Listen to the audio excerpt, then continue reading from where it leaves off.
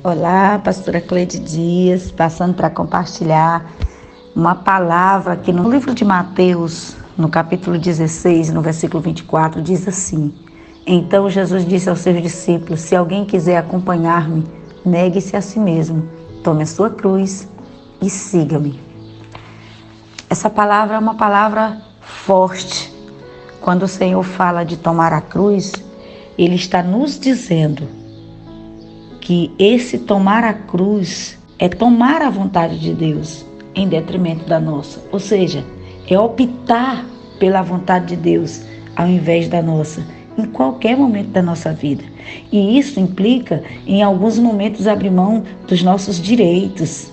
Quantas vezes nós estamos em situação em que nós continuamos firme brigando por algo só porque nós temos direitos? E muitas vezes a voz do Senhor está clamando a nós para que a gente ceda esse direito. Isso acontece todos os dias. E Satanás está sempre pronto a oferecer um caminho que não é o caminho da cruz. Porque o caminho da cruz não é fácil. Todos nós temos dificuldade em viver a cruz de Cristo. É por isso que ele diz que se alguém quiser acompanhá-lo, quiser viver com ele, vai ter que tomar a sua cruz e seguir. Ou seja, vai ter que abrir mão das suas vontades pessoais pela vontade de Deus. E lá em Mateus 27, lá no versículo 40, a gente vê uma expressão clara. Nos últimos momentos de Jesus na cruz, Satanás ainda usou alguém para incitá-lo, para provocá-lo, para ver se ele descia da cruz onde ele estava. Lá no versículo 40 do capítulo 27, você vê os religiosos, insultando Jesus, porque ele estava sendo crucificado entre dois ladrões. E eles diziam: não é você que diz que destrói o templo, que o reedifica em 3 dias? Salve-se, desça da cruz, se tu é o Filho de Deus. E eles continuam dizendo: olha, se tu salvou os outros, não é capaz de salvar a si mesmo, Rei de Israel. Desce da cruz, e aí a gente vai crer nele. Esses eram insultos que os religiosos daquela época diziam para Jesus enquanto ele estava sendo crucificado na cruz. E a minha pergunta é: você acha que Jesus não tinha poder para descer daquela cruz? Ele tinha sim. Mas ele não estava ali para defender o seu ego, para defender a sua vontade. Ele estava ali por uma vontade soberana de Deus. E a vitória de Jesus estava na sua aparente derrota na cruz. Mas foi a sua entrega e a sua decisão de não descer que fez ele conquistar o poder e a autoridade. Às vezes Deus nos coloca em situações em que o nosso ego é esmagado, em que o nosso ego é provocado. E geralmente nós queremos evitar o sofrimento. E quando fazemos isso, na verdade nós estamos descendo da cruz. E consequentemente nós estamos perdendo o poder e a autoridade toda vez que fazemos isso. Você já teve situações em que alguém próximo a você ficou dizendo: olha, você é muito besta. Ei, você tem direito, brigue pelos seus direitos. Amados, quantos conselheiros do inferno nós temos no nosso dia a dia? Eu não estou dizendo aqui que você vai abrir mão de todos os seus direitos. Eu não estou dizendo aqui que você agora vai deixar todo mundo passar por cima de você. Não é isso que eu estou dizendo. Eu estou falando de você entender quando Deus vai lhe dizer: abra mão desse direito. Eu não quero que você brigue por isso. Quando você vai escutar a voz do Senhor em uma direção. Porque tudo que não é vontade de Deus não é vida de cruz. E eu creio que tudo que nos acontece existe um propósito do eterno sobre esse acontecimento. Os eventos contrários, as adversidades, fazem parte do plano de Deus para nos aperfeiçoar no nosso relacionamento com Ele. Talvez você que está ouvindo esse áudio agora esteja pensando: olha, pastora, Deus não pode estar fazendo parte dessa situação que eu estou vivendo hoje. Eu não creio que Deus quer que eu viva essa luta. Amados, a palavra de Deus, lá em Romanos, diz que tudo vai cooperar para o meu bem, para o seu bem.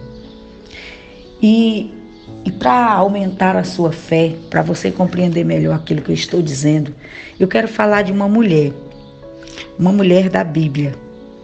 A história dela está lá em 1 Samuel, no capítulo 1. É uma mulher chamada Ana. Eu vou compartilhar a história dessa mulher com você hoje, pelo menos parte daquilo que ela viveu, porque ela foi uma mulher que foi obrigada. Ela foi obrigada pelas circunstâncias a abrir mão do seu direito pessoal, a permitir que o seu ego fosse esmagado para que ela encontrasse favor de Deus. A Bíblia diz, eu não vou ler o texto, tá? Só vou dizer 1 Samuel. A Bíblia diz que todo ano, Ana e sua família subiam a Siló para adorar o Senhor. Isso significa que ela era uma adoradora. Ela era uma mulher de Deus, ela ia para a casa do Senhor fazer sacrifícios, como todos aqueles que serviam a Deus. Mas Ana tinha um problema. A Bíblia diz que ela era estéril, ela não tinha filhos. E o interessante é que a Bíblia diz também que foi o próprio Deus que deixou ela estéril. E aqui eu quero ressaltar algo interessante.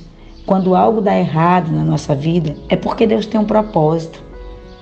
Você tem um destino. Ana queria um filho para ela, mas Deus tinha um propósito, um destino diferente para Ana.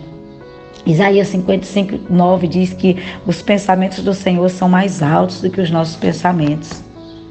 Ana era uma mulher que estava nos cultos todo dia, adorando e pedindo um filho para o Senhor, desejando deixar de ser estéril, e nada mudava na vida dela. Quantas vezes nós estamos assim, dentro da igreja, trabalhando, orando, jejuando, e nada muda, nada acontece. A Bíblia diz que Ana se entristecia e não comia. Sabe por quê, amados, que Ana não comia? Que ela ficava triste? Porque existia uma outra mulher, chamada Penina, que era uma outra esposa do seu esposo Elcana. E a Bíblia diz que essa mulher irritava Ana todo dia. E Ana chorava e não comia. E por mais que o seu esposo dissesse: Ana, por que tu chora? Eu te sou melhor do que 10 filhos, não chore por isso. Eu fico imaginando quantas vezes Ana pensou de descer da cruz, agir na sua força. A Bíblia diz que tudo que Penina fazia era para irritar a Ana. A função de Penina é a mesma de Satanás até hoje, amados. É criar uma estrutura para que não haja conexão com Deus. Era isso que Penina fazia. Quando Ana se arrumava para ir para a casa do Senhor, Penina já se posicionava do outro lado com seus filhos para zombar de Ana, porque naquela época era vergonhoso uma mulher não ter filhos. E quando chegava o tempo de ir à casa do Senhor, todas as vezes, Ana se posicionava, entrava em cena. E esse era o motivo de Ana chorar, de Ana se entristecer e não comer. É impossível se conectar com Deus com a alma em amargura. E a alma da Ana vivia assim. Ana ia e voltava para a casa de Deus, orava, jejuava, ofertava, estava presente em tudo que acontecia na casa do Senhor. Mas na vida dela não acontecia nada, porque a atenção dela era exclusiva para Penina. Ao invés de adorar a Deus, ao invés de receber seu milagre, ela ficava lá, choramingando pelos cantos, triste, porque estava olhando a outra com tantos filhos e ela sem nenhum. E sabe o que acontecia? O diabo não permitia que Ana se conectasse com Deus, porque o diabo sabe que se houver uma conexão entre você e Deus, o milagre vai acontecer. Quantas vezes você está como Ana, no culto, em ambiente profético, onde Deus está falando, onde Deus está operando milagre, e acontece milagre na vida de todo mundo, menos na sua. Às vezes estamos nessa situação, dessa maneira. E a minha pergunta para você é: será que não existe uma Penina atravessando o seu caminho, na sua rotina, que tem atrapalhado a sua conexão com Deus? Essa Penina hoje pode ser qualquer coisa, pode ser até mesmo um simples telefone na sua mão durante o culto, do qual você não consegue se desligar, porque você está sempre conectada com alguém nas redes sociais, mesmo na casa do Senhor. E aí não entende por que o milagre não chega, porque você não trocou as prioridades. Queridos, como eu tenho sempre falado, a sua vida e a minha têm um propósito. E nós não podemos viver alheio a esse propósito que Deus estabeleceu na terra. Nós precisamos olhar para o Senhor e priorizá-lo em todas as coisas na nossa vida. Às vezes, o que lhe distrai, a penina da sua vida, é só a curiosidade. Você não consegue estar num ambiente sem observar os outros, ver a roupa que a outra pessoa está usando, o sapato que ela está calçando, enfim. Quantas vezes nós nos pegamos em lugares assim, amados? Lugares onde a gente deveria estar olhando para Deus, buscando um milagre, e nós estamos olhando a vida dos outros. Isso é penina. Mande ela embora hoje da sua vida, no nome de Jesus. A Bíblia diz que todo ano Penina tinha mais um filho e Ana ficava cada vez mais chorosa, cada vez mais magoada. Ana não conseguia ver o que ela tinha. Ela só conseguia olhar o que ela não tinha. E isso nos afasta do milagre. Quando você lê o texto todo, e eu quero que você leia esse texto em 1 Samuel, a Bíblia diz que Elcana dava a porção maior, porção dobrada para Ana. Dizia que a amava, que ela era importante. Mas Ana não via aquilo, Ana não queria saber. Ana só olhava para aquilo que faltava nela, faltava filho, então o resto não interessava. Quantas vezes Deus tem nos entregado tanto e nós só olhamos para aquilo que está faltando? Eu quero chamar a sua atenção hoje, a minha atenção, para olhar para aquilo que já chegou, para aquilo que temos, para aquilo que o Senhor já nos entregou. E adorar a Ele por aquilo que Ele já nos deu. Porque o que falta vai chegar. Lembre-se, você já tem o que os outros não têm. Tome a decisão de arrancar a penina da sua história. Quebre hoje as estruturas que o diabo levantou para roubar teu milagre. Ana não era estéril porque ela escolheu ser, e nem porque Penina fez algo e ela ficou. Não foi Deus que fez ela estéril, foi Deus que a deixou assim. E eu tenho certeza que você não queria estar vivendo o que está vivendo hoje. Ei, mas entenda, tem um propósito do eterno. Deus quer gerar o seu Samuel nesse tempo. Samuel foi o filho que Ana conseguiu ter depois que ela desconectou daquilo que não era vontade de Deus e começou a buscar o Senhor. Samuel não é gerado pelo esforço. Samuel é gerado por um propósito, por uma entrega de Deus. Em Deus, permita que Deus gere o seu Samuel hoje em você. Sorria porque as novidades de Deus estão chegando. Sabe o que aconteceu com Ana? Em um daqueles anos, Ana subiu à casa do Senhor e ela tomou uma decisão. Ela se levantou e chorou muito ao Senhor.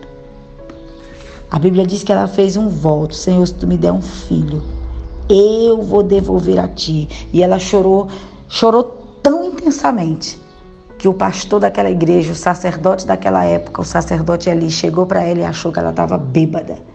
E ela disse: Senhor, eu só estou amargurada de espírito. Ela confessou que ela estava doente de tanta tristeza. Eu só estou pedindo algo ao Senhor. E aquele homem disse: mulher, pois que seja feito conforme aquilo que tu está pedindo. E logo depois, ela teve um filho chamado Samuel, que foi o próximo juiz daquela nação. Ana estava pedindo um filho para ela e Deus estava querendo um juiz para uma geração. Todas as vezes que você pede algo, entenda que Deus não vai entregar apenas para você, mas vai entregar para que seja usado no seu reino. Até mesmo os nossos filhos, é para ser assim. Então tome a decisão que Ana tomou um dia. Se levante, mude, ignore o espírito de Penina. Aquele dia foi diferente na vida de Ana. E eu quero que esse dia seja diferente para você. Entenda que todo lugar onde a presença de Deus está é um ambiente propício para milagre. Mas milagre só acontece se você deixar. Quem foi que mudou para o filho de Ana nascer? Não foi Penina, não foi Elcana, não foi Eli. Ninguém mudou, quem mudou foi Ana. Para algo acontecer na tua vida, não precisa ninguém mudar. O negócio de Deus é contigo, é com você. Se levante. Quantas pessoas estão dizendo, pastor, o meu casamento não muda porque o meu marido não muda.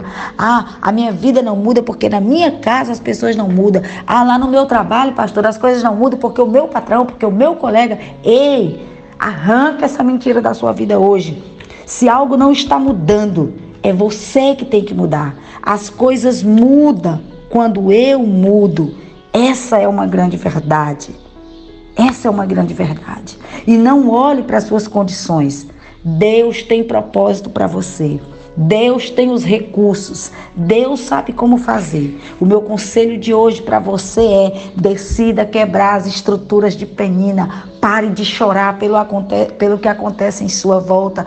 Pare de olhar por aquilo que Deus já entregou para os outros e ainda não para você. Pare de olhar porque alguém recebeu algo que nem merecia. Ei, Deus não trabalha com o princípio do merecimento, Ele trabalha com graça, com favor. E Ele tem graça e favor para você. Todas as vezes que você vê alguém que não chegou na sua vida e você também quer, diga: Deus, louvado seja o teu nome, porque aquela pessoa ali tem, louvado seja Deus. Isso significa que vai chegar em mim também. Aleluia. Decida celebrar por aquilo que já chegou na vida dos outros e decida se entregar diante de Deus, renunciar todas as vontades próprias, mesmo que o seu desejo seja de reclamar, murmurar e até brigar em algumas situações. Decida fazer o que Mateus 16:24, que eu li aqui no início, nos diz. O Senhor Jesus já disse que se alguém quiser ser dele, se alguém quiser ficar com ele, tem que negar a si mesmo. Tem que negar a si mesmo, negar sua vontade, negar seus desejos e saber qual é o desejo e propósito de Deus. No dia que Ana deixou de olhar para Penina, de olhar para aquilo que ela já tinha e parar de achar que ela era uma mulher infértil e que não prestava para aquela geração, e ela começou a olhar para Deus, o milagre dela aconteceu. E o seu também vai acontecer. Hoje é dia de milagre na sua vida. Que Deus te abençoe.